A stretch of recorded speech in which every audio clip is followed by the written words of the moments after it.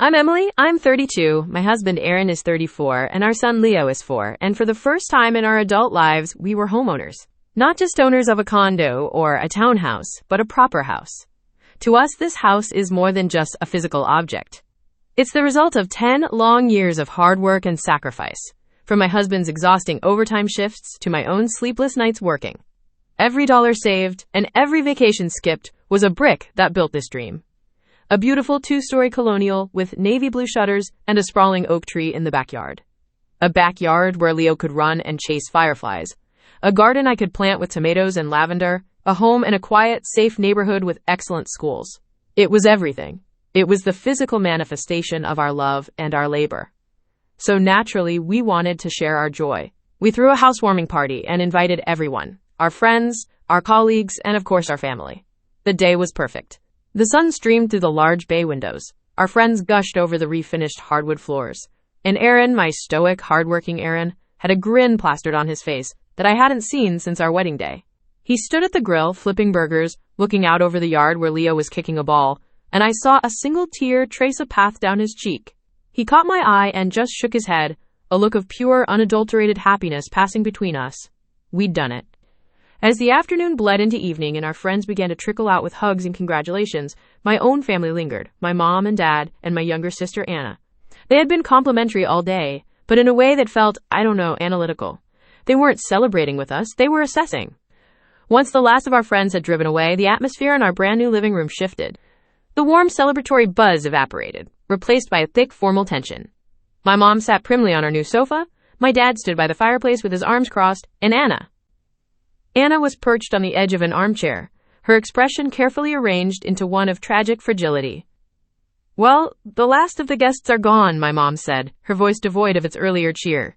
It was her we need to talk voice, a tone that sent a Pavlovian shiver of dread down my spine. "Let's have a little family meeting." Aaron, who was clearing away some empty cups, paused. He glanced at me, his eyebrows raised in a silent question. I gave a tiny, imperceptible shake of my head. I had no idea what was coming. My mom took a deep breath. "This house is just lovely, Emily, truly. But don't you think it's a little large? For just the 3 of you?" I blinked. "What? No, it's perfect. It's a 3-bedroom. One for us, one for Leo, and a guest room/office. It's exactly what we wanted." That's when the waterworks started. Anna, right on cue, let out a gut-wrenching sob. It wasn't a quiet, dignified cry. It was a full-body, shoulder-shaking performance. It's just so much space," she wailed, dabbing at her eyes with the back of her hand. "My place is so cramped. My 3 babies, they're practically sleeping on top of each other. I just wish my kids could have a yard to play in. A safe place like this." My stomach turned to ice. I knew where this was going. The dread that had been a shiver was now a cold, heavy stone in my gut. I looked at my parents, pleading with my eyes for them to shut this down. But they didn't. They exchanged a look of solemn agreement. It was my father who delivered the final, fatal blow. He cleared his throat, his voice taking on the patriarchal, booming tone he used when he believed he was dispensing indisputable wisdom. "Emily, Aaron, your mother and I have been discussing this. We've come to a decision. You two should give this house to Anna and her family." The world stopped. The ticking of the grandfather clock in the hallway sounded like a hammer against an anvil. I couldn't have heard him right. It wasn't possible. "I'm sorry, what?" Aaron's voice was dangerously low. He put the cups down on the coffee table with a deliberate, sharp click. My father pressed on, oblivious, or more likely indifferent to our shock. "Her need is greater than yours. She has 3 children. You only have 1. It's the logical, compassionate thing to do. You two are resourceful. You can find another small apartment, save up again. It's for the family." I stared at him, my mouth agape. The words wouldn't come. It felt like a scene from a twisted play. The audacity, the sheer, mind-bending entitlement of it all was like a physical force, pressing the air from my lungs. Give them our house, our 10 years of sweat and sacrifice. Just hand it over, like it was a sweater I'd grown out of. "Absolutely not," Aaron said. His voice was flat, hard, and final. He moved to stand beside me, a protective wall of fury. I finally found my voice, a strangled whisper at first, that grew stronger with a surge of adrenaline. "Dad, are you hearing yourself? This is our home. We worked for this. Every single penny. This is for our son, for our future." My mother scoffed. "Oh, don't be so dramatic, Emily. It's just a house. Just a house." And in that moment, I knew this wasn't just a ridiculous request. It was the start of a war. To understand the breathtaking insanity of their demand, you have to understand my family dynamics. My sister Anna, who is 3 years younger than me, has always been the sun around which my parents' world orbited. She was the golden child, the pretty one, the charming one, the one who could do no wrong. I was the responsible one, the quiet one, the one who got good grades and followed the rules. My achievements were expected, Anna's were celebrated as miracles. This dynamic curdled as we grew into adults.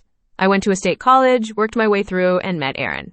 We were a team from the start, both of us with a strong work ethic and a shared vision for our future. We were planners, savers. Anna, on the other hand, drifted. She had a series of boyfriends before marrying a man who was charming but allergic to steady employment. They had 3 children in quick succession, not because of any grand plan, but because, as Anna would say with a whimsical shrug, it just happened. Her financial decisions were, to put it mildly, catastrophic. She'd get a small inheritance from a great aunt and spend it on a luxury vacation instead of paying down debt. My parents encouraged her to start a boutique cupcake business, which they funded, and which failed within a year because she didn't like the stress of baking on a schedule. Every time she stumbled, my parents were there to catch her, clucking about how hard it was for her, how she had such a big heart, how the world was just too cruel for a sensitive soul like hers. They'd loan her money that was never repaid, co-sign on cars she couldn't afford. Meanwhile, Aaron and I were the selfish ones. Why? Because we only had one child. It's not fair to Leo to grow up without siblings, my mother would say, conveniently ignoring that Anna's 3 kids were crammed into a rental that was falling apart at the seams. We were too focused on material things because we were meticulously saving for a down payment instead of splurging on weekend trips. Anna, they'd say with pride, lives for her family, which was their code for makes irresponsible choices and expects us to bail her out. The narrative was set in stone. Anna was the selfless, struggling mother, and I was the cold, calculating careerist who didn't understand true family values. The fact that our careful planning and material focus had resulted in a stable, beautiful home for our son, while her living for family had resulted in chaos and debt, was a cognitive dissonance they simply could not process. In their minds, we hadn't earned our house. We had simply acquired an asset that was now needed by the more deserving member of the family. Our hard work was irrelevant. Our son's future in this home was irrelevant. All that mattered was propping up the golden child, as they had always done. Then an email from an uncle. Heard what you did. Disgusting. Your father is a good man and you've spat in his face. Don't expect to see us at Christmas. Cousins I hadn't spoken to in years were leaving comments on my social media, vague but pointed things like, some people forget where they come from when they get a little money. They were the flying monkeys, dispatched with a twisted, one-sided version of the story where we were the villains, withholding a life-saving cure from my poor, downtrodden sister. There was no mention of our 10 years of work, no mention that we had a child of our own. The narrative was simple. Emily and Aaron have a big house. Anna needs a big house. Emily and Aaron said no. Therefore, Emily and Aaron are monsters. We turned our phones off. We locked the doors. We sat in our beautiful, silent home, and it suddenly felt like a fortress under siege. The joy had been stolen, replaced by a gnawing anxiety and a profound, heartbreaking sense of betrayal. For 2 weeks, we existed in a state of tense silence. We'd gone completely no contact, blocking their numbers, ignoring the emails that slipped through the spam filters. We tried to force a sense of normalcy for Leo's sake, playing in the yard, reading bedtime stories, but the cloud of what had happened hung over us. Every time a car slowed down on our street, my heart would leap into my throat. I thought their campaign of harassment would be the worst of it. I was naive. They were just getting started. The call came on a Tuesday afternoon. I was in the kitchen making Leo a snack, and Aaron was on a work call in his office. It was an unknown number, but for some reason, I answered it. Hello, am I speaking with Emily? Last name? The voice was professional, calm, female. Yes, this is she. My name is Carol Brady. I'm a social worker with Child Protective Services. We've received a report expressing some concerns, and I'd like to schedule a time to come by for a home visit. The plate of apple slices slipped from my hand and shattered on the tile floor. My blood ran cold. CPS, Child Protective Services. The 3 letters that are every good parent's worst nightmare. I'm sorry, what? I stammered, my voice barely a whisper. Concerns about what? Who reported us? I can't disclose the name of the reporter, that's confidential, she said, her tone still maddeningly placid. The report mentioned concerns for your mental well-being and whether you are currently fit to care for your child. I sank onto a kitchen stool, my legs unable to support me. Aaron must have heard the crash because he came rushing into the kitchen, his face etched with worry. I just held the phone out to him, unable to speak. He took it, listened for a moment, and his face went from worried to thunderous. He put the phone on speaker. Ma'am, Aaron said, his voice tight with controlled rage. I can assure you there is absolutely nothing wrong. Our child is safe, loved, and perfectly cared for. This is a malicious, retaliatory report from estranged family members. What exactly are these, quote, concerns? Ms. Brady, to her credit, seemed to sense this was more complex than a standard case. She hesitated, then said, "The report alleges that Emily has been exhibiting signs of paranoia and delusion, believing that her family is trying to, quote, harm her. It also mentioned a recent, quote, severe mental breakdown during a family disagreement. My breakdown, the crying. My gut-wrenching sobs after being emotionally brutalized in my own home were now being weaponized as evidence of my insanity. The belief that they were trying to harm me, by literally trying to take our home and now potentially our child, was being framed as a delusion." But she wasn't done. Furthermore, she continued, the reporter expressed that your joint refusal of a reasonable request from your family was indicative of erratic thinking and a lack of sound judgment. There was also a suggestion that you, Mr. Last Name, may be under some sort of undue influence from your wife. I felt a hysterical laugh bubble up in my throat. It was diabolical. It was brilliant in its wickedness. They had taken every single detail of that night and twisted it into a damning psychological profile. Our righteous anger was instability. Our boundary setting was a symptom of a shared psychosis. They weren't just trying to get the house anymore. They were trying to destroy us. To have us declared unfit, mentally incompetent, all so they could get what they wanted. This wasn't about need anymore. It was about punishment. It was about winning. The moment the call with the social worker ended, a switch flipped in me. The grief and shock were replaced by a cold, hard rage. They had crossed a line from which there was no return. They had brought our son into it. They had threatened the one thing in this world that truly mattered. Game on. Call a lawyer, I said to Aaron. My voice was steady, devoid of the tremor it had held for the past 2 weeks. Not just any lawyer. The best damn family law attorney in this city. Aaron was already on his laptop, his fingers flying across the keyboard. Within an hour, we had an emergency consultation scheduled for the next morning, with a lawyer named David Chen, a man whose online reviews described him as a shark in a tailored suit. Walking into his office felt like entering a command center. David was sharp, focused, and listened to our entire, sordid story without a single flicker of surprise on his face. He'd seen it all before. This is a classic case of what we call extortion by family, he said, leaning back in his chair. And the CPS call is a textbook retaliation tactic. It's disgusting, and unfortunately, it's common.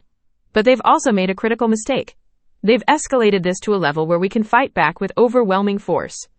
He laid out a clear, precise plan of action. It felt so good to have a strategy, to be on the offensive. First, he said, from this moment forward, you will record every single interaction, phone calls, in-person encounters, everything. If your state laws allow for one-party consent, use it. If not, announce it. Dad, for my own protection, this call is being recorded. Second, we go on an evidence hunt. I want every text message, every email, every voicemail from them, and their flying monkeys, as you call them. Print them out. Organize them chronologically. We are building a mountain of proof that details their harassment and establishes their motive, the house. As he said this, a light bulb went off in my head. It was so blindingly obvious that I gasped out loud. Aaron and David both looked at me. The camera, I said, my heart starting to pound with a new, thrilling hope. The housewarming party. For security, we installed a new camera system. There's one in the living room. A little dome on the ceiling, it records high-definition video and audio. David Chen's professional demeanor cracked, and a slow, predatory grin spread across his face. Emily, you may have just handed us a silver bullet. Get me that footage. Today. Third, he continued, his energy now electric. You will go completely, unequivocally, no contact. If they show up at your door, you do not open it. You call the police. You tell them you have an unwanted, harassing party on your property. Every attempt they make to contact you is another piece of evidence for our file. And finally, you will cooperate fully and completely with the CPS investigation. Be open, be honest, be calm. Schedule a home visit. Let them see your home. Let them meet Leo. Then, you will provide Ms. Brady with a curated selection of the evidence we gather. You will show her, unequivocally, that this is a malicious report filed in retaliation for you not giving your family your house. We will expose their lie. We left his office feeling like we had been given a suit of armor and a sword. That evening, Aaron downloaded the footage from the security server. We sat together, watching the entire horrifying family meeting play out on his laptop screen. It was all there. My mother's initial passive-aggressive comment, Anna's crocodile tears, and my father's booming voice, clear as day. We've come to a decision. You two should give this house to Anna. The demands, the insults, the threats. It was all captured. It was undeniable. It was the truth. Our lawyer, David, called their actions defamation, intentional infliction of emotional distress, and malicious use of a state agency. The legal terms felt validating, putting a name to the horror we were living through. We were arming for a war we never wanted, but were now determined to win. The CPS home visit happened a few days later. We were nervous, but we followed David's advice. We were calm, polite, and open. Ms. Brady toured our home, which was clean and safe. She saw Leo's room, filled with books and toys. She watched Leo himself, a happy, chattering 4-year-old, show her his favorite dinosaur puzzle. She interviewed Aaron and me separately, and we answered her questions honestly, explaining the situation without excessive emotion. At the end of the visit, we gave her a folder. It contained a transcript of the video footage, printouts of the most abusive text messages, and our lawyer's contact information. Her professional mask was impenetrable, but I saw a flicker in her eyes as she read the transcript of my father demanding our house. She left, promising her investigation would be thorough. We were preparing for the next battle, assuming it would be fought through lawyers and sternly worded letters. We never imagined they would be so stupid, so arrogant as to escalate it further. But they were. First, David sent a formal cease and desist letter to my parents and Anna. It was a masterpiece of legal threat, outlining their campaign of harassment, citing the evidence we had, including the video footage, and warning them of severe legal consequences, both civil and criminal, if they did not immediately and permanently stop all contact and defamatory statements. A normal person would have been terrified. They would have retreated, humbled. My family was not normal. They fished it. 2 weeks after receiving the letter, a courier delivered a thick envelope to our door. My hands shook as I opened it. Inside was a legal filing. My sister Anna, with the full-throated support and advisement of my parents, had petitioned the court. She was seeking temporary emergency guardianship over us, over Aaron and me, and by extension, over our son. The filing was a work of pure fiction. It claimed that our refusal to part with the house, our subsequent isolationist behavior, i.e., going no contact for our own sanity, and our paranoid belief that we were being harassed, were clear proof that we had suffered a complete mental break and were no longer legally competent to manage our own affairs or care for our child. They were trying to have us declared mentally incapacitated. It was no longer just about the house. This was about total annihilation. They wanted to strip us of our home, our child, and our very autonomy as human beings. The day of the court hearing felt surreal. Walking into the courthouse felt like walking onto a stage for a play I had never rehearsed. Across the room, I saw them, my parents, looking grim and self-righteous. And Anna, dressed in a conservative navy blue dress, her face a mask of sorrowful concern that I now knew was as fake as a $3 bill. She clutched a tissue in her hand, ready for a well-timed dab of the eye. The sheer audacity was stunning. Their lawyer, a slick man who looked like he'd be more at home chasing ambulances, started first. He painted a picture of us as a young couple who had suddenly become unhinged. He spoke of Anna's, quote, deep and abiding concern for her sister's mental state. He mentioned my breakdown, my paranoia. He framed their demand for the house not as a demand, but as a, quote, family discussion about resources that had sent me, a fragile and unstable person, over the edge. He argued that their petition for guardianship was a painful but necessary step to protect us and our son from our own unsound minds. It was a masterful performance of gaslighting, and for a terrifying moment, I wondered if the judge would actually believe it. Then, it was David's turn. He stood up, calm and collected, and began to dismantle their entire narrative, piece by painful piece. Your Honor, he began, what we have here is not a story of mental incompetence. It is a story of breathtaking greed and a malicious, calculated campaign of harassment. The petitioners are not concerned relatives. They are would-be extortionists who have been caught. First, he presented the mountain of text messages and emails. He had blown up some of the most vile ones onto poster boards for the court to see. The words selfish, ungrateful, stealing from your nieces and nephews hung in the air. The judge's expression began to harden. Next, he presented our financial records, employment verification, and a summary of our life. These are not the actions of unstable people, Your Honor. These are the actions of responsible, hardworking individuals who have planned and saved for a decade to provide a stable home for their child. Then came the testimony from the CPS social worker, Ms. Brady. She took the stand and stated her findings clearly and professionally. Our investigation found no evidence whatsoever to support the claims of neglect or parental unfitness, she said, looking directly at the judge. The home is safe and nurturing. Leo is a well-adjusted, happy child. Based on the evidence provided by Mr. and Mrs. last name and the timeline of events, Our office concluded that the initial report was unsubstantiated and bore the hallmarks of a malicious filing. I could see Anna and my parents shifting uncomfortably in their seats. Their lawyer was starting to look pale. And then, David delivered the killing blow. Your Honor, the petitioners claim that my client, Emily, is delusional for believing her family wants to take her house. I would now like to play a short video with audio that was recorded in my client's living room on the day of the alleged, quote, breakdown. He set up a laptop facing the judge. The courtroom was silent as the video began to play. The scene was clear. The audio was crisp. The judge watched, his face like stone, as he heard my father's voice fill the room. We've come to a decision. You two should give this house to Anna. He heard Anna's wails about her children needing a yard. He heard my mother calling me dramatic. He heard the entire unvarnished, greedy, and manipulative conversation. He saw my tears not as a breakdown, but as the reaction of a daughter being betrayed in the most profound way imaginable.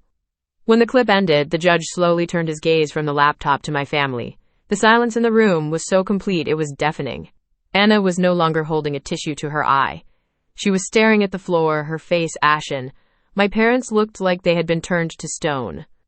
The verdict wasn't just a dismissal, it was a demolition. The judge, a man who had clearly seen his share of courtroom drama, removed his glasses and rubbed the bridge of his nose. He looked at my parents and my sister with a level of contempt I had never seen from a person in his position. They just sat there, broken and silent. We had won. Not just the house, we had won our peace, we had won our freedom. It's been 6 months since the court case. We have enforced the no-contact order with the silence and finality of a tomb. There have been no attempts to reach out. The shockwave of the judge's ruling and the massive legal bill that followed seems to have finally pierced their bubble of entitlement. The grief I felt for the family I thought I had has slowly, steadily been replaced by an overwhelming sense of peace. It's a quiet, clean feeling. Our home is no longer a fortress, it's a sanctuary. The silence is no longer tense. It's tranquil. On weekends, I watch Aaron teach Leo how to properly throw a baseball in the backyard, the one they tried to steal. I plant my tomatoes and my lavender, my hands in the rich soil of the garden I earned.